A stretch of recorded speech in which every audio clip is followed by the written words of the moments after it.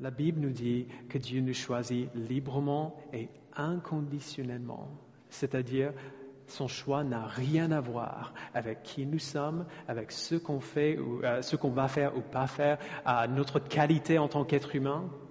Son choix reste à lui et il ne s'explique pas parce que c'est Dieu. Et il n'a pas besoin de s'expliquer. Il a fait afin que dans toutes choses, c'est lui qui reçoive la gloire. Mais peu importe à quel point on voit cette vérité dans la Bible, et une fois qu'on le voit dans un endroit, on la voit partout. Mais peu importe combien on voit ça dans la Bible, on a du mal quand même à l'avaler. On ne veut pas que Dieu ait ce type de contrôle. On veut imaginer que c'est nous qui avons le contrôle de notre vie, qu'en fin de compte, ce qui nous sommes et qui nous sommes dépend de nous. Mais je peux vous témoigner que si au début cette vérité m'a rendu mal à l'aise, aujourd'hui, c'est la vérité qui m'est la plus précieuse. C'est cette vérité qui me permet de dormir, qui fait que je n'ai pas des insomnies en réfléchissant sur cette question tout le temps, qui me permet de vivre ma vie sans inquiétude constante. Parce que si ce n'est pas vrai et ça dépend de moi, alors je sais que je suis fichu d'avance. Tous les jours, je fais des choses qui enlèveraient mon salut de ma part. Et si j'oublie un jour de demander pardon à Dieu, alors on ne sait jamais ce qu'il va faire. Si ça dépend de moi, je suis perdu. Et je le sais très bien. C'est cette vérité qui me permet de dormir. C'est une vérité merveilleuse pour nous. Alors pourquoi? Mon père a toujours été assez sentimental autour de Noël. Et j'ai déjà raconté cette histoire plusieurs fois, donc désolé si vous l'avez déjà entendue. Tous les ans, il planifiait le jour de Noël de manière méticuleuse. On devait se réveiller, il n'avait pas besoin de faire quoi que ce soit pour là, on était des gamins, on se réveillait à 4 heures du matin, le jour de Noël. On devait à un certain moment lire l'histoire de Noël, pendant lequel moi et mes frères restaient là tranquillement comme des petits anges à écouter avec émerveillement l'histoire de Jésus, l'histoire de sa naissance. Puis on devait avoir un grand petit-déj américain que ma mère aurait cuisiné avec beaucoup d'amour et beaucoup de soin. Après, on ouvrait des cadeaux tranquillement, une personne à la fois, sagement.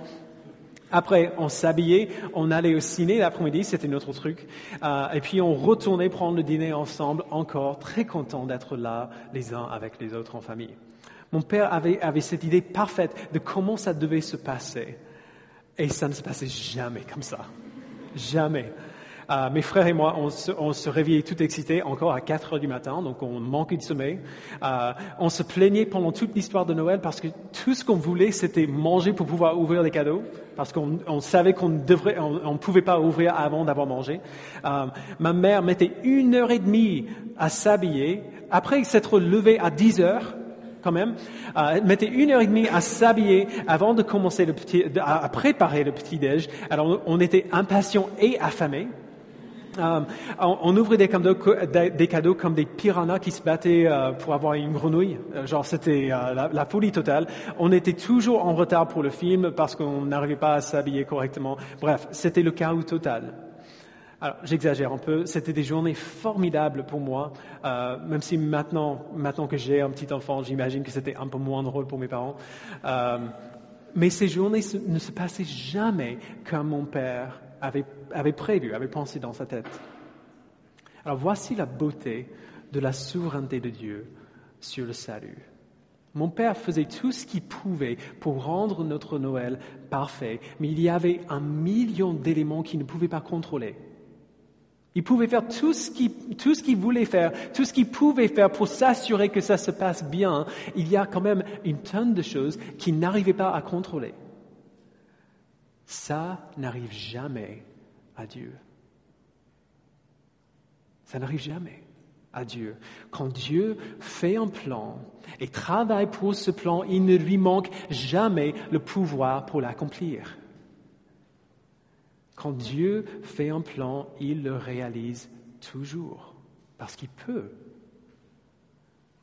Comme je dis avant, la question principale ici n'est pas vraiment la question de la prédestination en soi. La question, c'est la question d'assurance. Comment est-ce que nous pouvons être sûrs que nous sommes sauvés? La Bible ne nous enseigne pas ces doctrines pour nous embêter avec des questions philosophiques sur le libre arbitre.